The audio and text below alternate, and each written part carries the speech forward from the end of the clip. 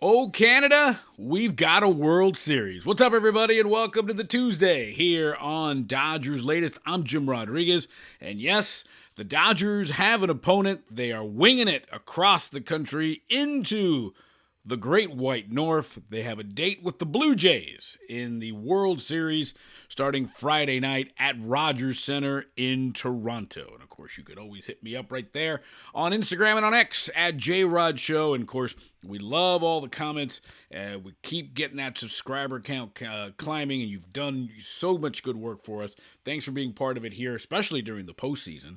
I know some of you have been with us since opening day, all the way up to now Game 1 of the World Series. We want to thank you for it. Keep liking, subscribing, share, hit that thumbs up button. As the Dodgers and Blue Jays will play. For the Dodgers, they will play the third World Series ever played in Canada. Blue Jays, remember, won back-to-back World Series in 1992 and 1993. While the Dodgers, well, they're trying to be the first team to go back-to-back as world champions, kind of like Toronto did. The last team to do that was the Yankees, who won 3 straight, 98, 99, and 2000, and we talked about it yesterday. The Dodgers are the first defending champion to go to the World Series in consecutive years since the 08-09 Phillies. And yeah, it is a blue October. That's the best way you could describe it. Dodger blue, Blue Jays, and a raucous crowd is what we'll expect the Dodgers over at Rogers Center. Remember, Rogers Center back in the day when the Blue Jays were going to those 2 World Series, they were getting 4 million people into that joint. It's a great venue. More than likely, the roof will be closed. It is a little chilly now in Toronto, but it's going to be a fascinating series. And for the Dodgers, when they talk about, okay, do they have the advantage? Listen, the Blue Jays at the end of the day were the number 1 seed in the American League. They had the same record as the Yankees, but the Blue Jays ended up getting the number 1 seed because they won the head-to-head.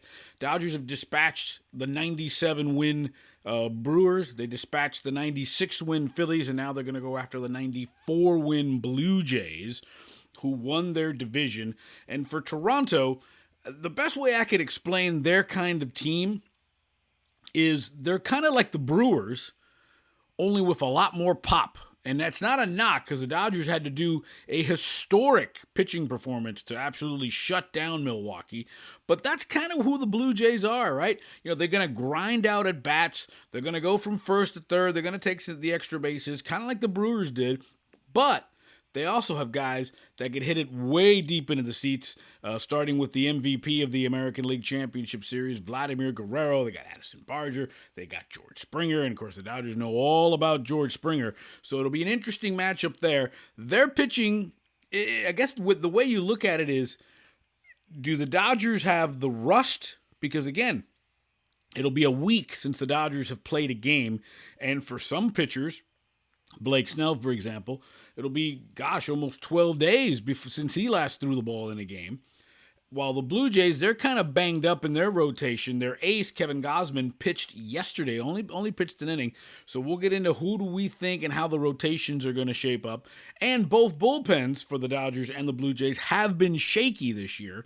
They got a little better in the recent postseason games, in the most postseason rounds, but the Blue Jays and Dodgers both with some shaky pens. So pretty evenly matched series, a lot of pop from both sides, raucous crowds. I think this is as good of a matchup as you could possibly expect in the World Series, and I think we're all going to be winners here, and hopefully the Dodgers at the end of the day go back-to-back and get the 9th World Championship in Dodger history. And yeah, talk about old friends, familiar faces. Mama, there's that man again. George Springer, right, hit a huge home run. Obviously Joe Carter's walk-off home run in the 93 World Series to end the World Series is probably the biggest home run in Blue Jays history. Jose Bautista hit a home run in a wild card game similar to George Springer, and now George Springer in the 7th inning hit a 3-run shot to turn a 3-1 Blue Jay deficit into a 4-3 lead. And the Dodgers know all about Springer because he was the 2017 World Series MVP when the Dodgers played the Astros, and he was a one-man gang against the Dodgers in that series. Hit .379, 5 home runs, had a slugging of 1,000. So it'll be interesting because it's sort of everything's coming around first full circle. The Dodgers, for all the success that they've had, I think at least in the fan base, I don't know about the players, but the fan base still has that scar from the trash can Astros and all the controversy. And the fact that Springer was part of that team and he was the MVP, and now they see each other again in the World Series. It's going to make for fascinating television, fascinating articles. And for George Springer, I mean, man, that guy just keeps getting big hit after big hit.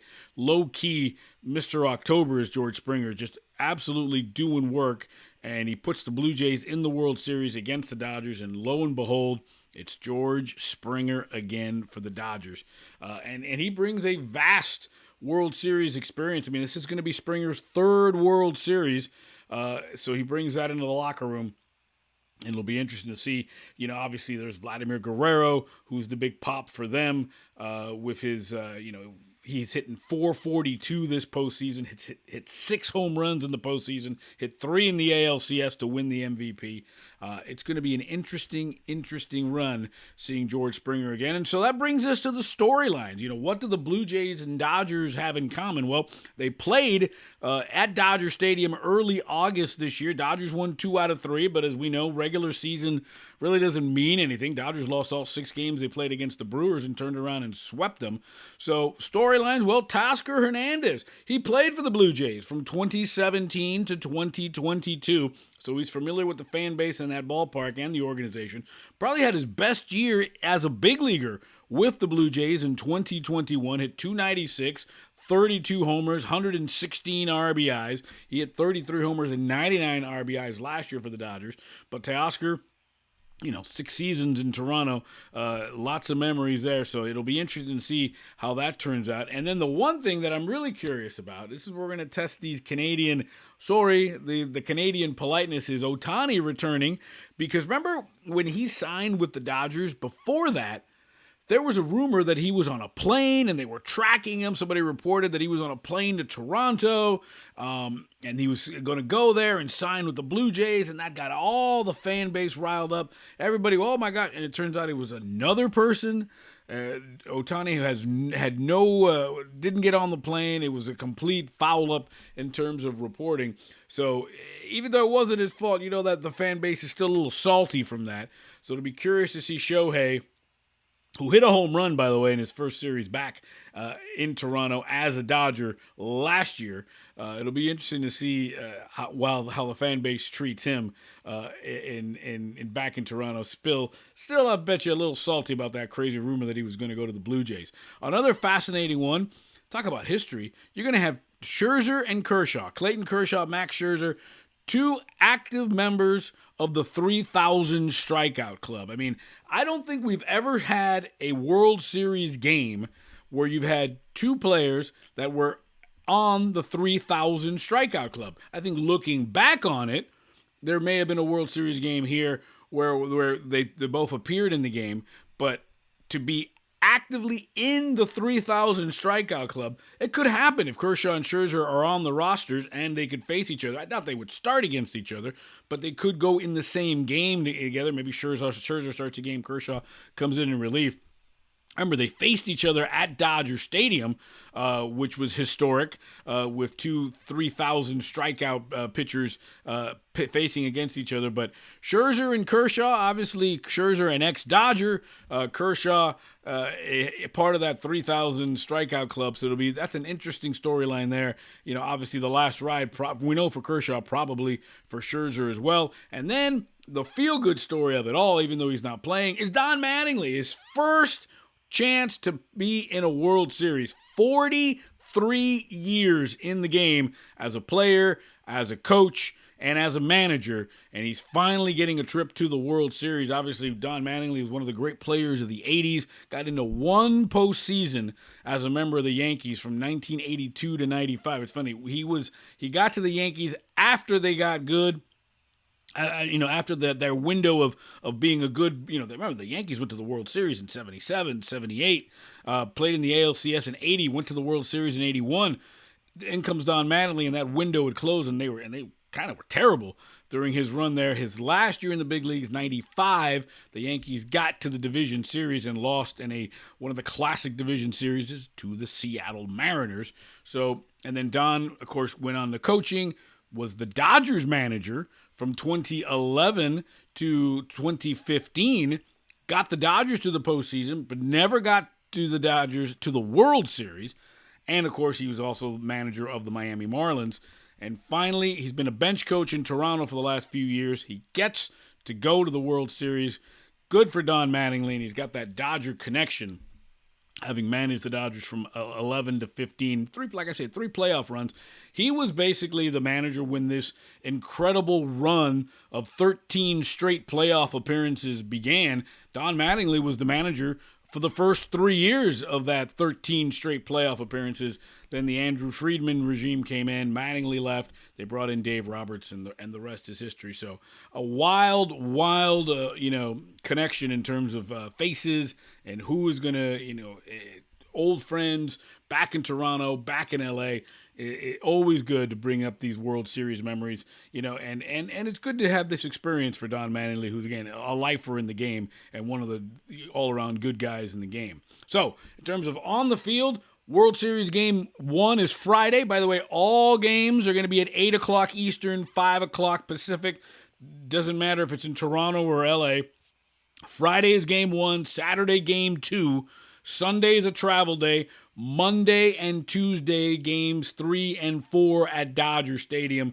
Wednesday would be game 5 if necessary. Thursday would be a travel day. And then next Friday and Saturday is game 6 and 7. All 8 o'clock Eastern, 5 o'clock Pacific starts, regardless of the venue. So who does start game 1 for the Dodgers? Is it Blake Snell? Kind of makes sense, right? But remember, Blake hasn't pitched since game 1 against the Brewers. It's going to be like 12 days ago, right? That's a long time. He was masterful, that 8-inning, 10 strikeout, 1 hit, 1 batter over the minimum performance. Seems to me that's kind of what you want to do there, Blake Snell. And what I think you do, which is curious for game 2, is that the game you start Ohtani? Because remember, the Dodgers love to have Ohtani pitch when the next day is an off day. That way his body can recover from pitching. Again, it just pushes everybody back, because then that would mean Yamamoto, it would be, 2 weeks since Yamamoto last pitched. But interesting to see if you go Snell game 1, Ohtani game 2, and then Yamamoto starts game 3 at Dodger Stadium. Again, vast amount of rest for everybody. Ohtani would probably have the least amount of rest. He would have close to, about a week between starts. But for like Blake Snell and Yamamoto, it'd be a week and a half, 12, 13 days between starts. So it'll be interesting to see what they do. That's the bad thing about finishing a series early. But for these guys, not a lot of tread on the tires for Blake Snell, since he only made about 11, 12 starts for the Dodgers because of injury. Yamamoto could use the rest, as he was pretty much healthy all year long. So I would go Snell and Ohtani in Toronto, and then go Yamamoto, Glasnow, game 3 and game 4 in LA. And for the Blue Jays, well, this will be interesting. Their 22-year-old kid, Trey Savage, maybe he pitches game 1, because remember, he pitched Sunday in game 6 of the ALCS. Maybe you come back with Kevin Gausman, who pitched yesterday but only pitched an inning. It was his day to throw. Maybe he pitches game 2 on Saturday. Then they travel. Then you go Shane Bieber would pitch game 3 in L.A. And then maybe Max Scherzer could pitch game 4 at Dodger Stadium. But I think it'll probably be Snell and Savage in game 1. Maybe Ohtani and Gausman in game 2. Obviously, we'll find out as we get closer. We still need to set World Series rosters and rotations, and I'm sure John Schneider of the Blue Jays, Dave Roberts of the Dodgers will get us close to that. Dodgers will probably fly to Toronto on Wednesday, meet the media, and have a workout Thursday, and then game 1 is Friday night. Big question will be, will we see Tanner Scott on the roster? He is eligible and ready to go after having an abscess removed from the lower part of his body. There was a bit of an infection there. He seems to be ready to go. Question is, will he be ready to go? Michael Conforto has been nowhere near the Dodger roster, so will he be skipped as well? curious stuff, as Dave Roberts says. The last series of the year gets underway Friday. Dodgers trying to wrap it up and be a repeat champion and start going on a, what I would call officially, make this a dynasty if they win this championship, because that would be back-to-back championships and 3 over 5-year period. I think that's that covers it, in addition to being in the World Series for the 5th time in 9 years. So good stuff. Dodgers got a little workout last night. Probably have a little light one today, and then get ready to go to Toronto and open up the series on Friday. Hit us up, of course, J-Rod Show on X and on Instagram. And, of course, you can always hit us up right here on Dodgers Latest on our comment page. Remember to like, subscribe, share, hit the thumbs up button. We're ready to go. All right, mate. Dodgers and Blue Jays north of the border on Friday. You ready? It's always time for World Series Dodger baseball.